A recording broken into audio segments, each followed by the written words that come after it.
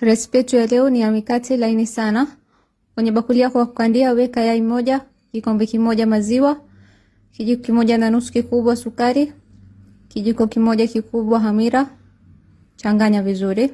Kisha weka siagi robo kikombe, unga ngano vikombe 4 ama nusu kilo, chumvi kijiko kimoja kidogo. Kanda unga wako mpaka ukue laini. Weza kukanda na mkono, sio lazima utumie mashine.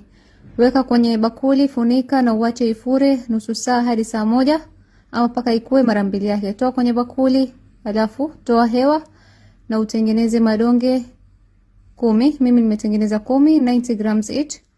Na nitafunika, nitachukua donge moja, nitaanza kusukuma kama hivi unavyoona kwenye video na nitatengeneza mkate wangu kama hivi.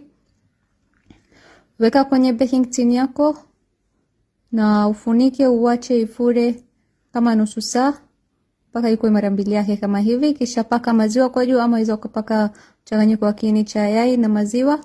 Bake kwenye oven ambayo umepreheat to 20 degrees Celsius dakika 15 hadi 20 ama mpaka upate kala nzuri kwa juu na chini. Kisha paka siagi kwa juu, funika dakika 5 na mikate yako yako tayari. Ni laini sana kama mnavyoona. Enjoy.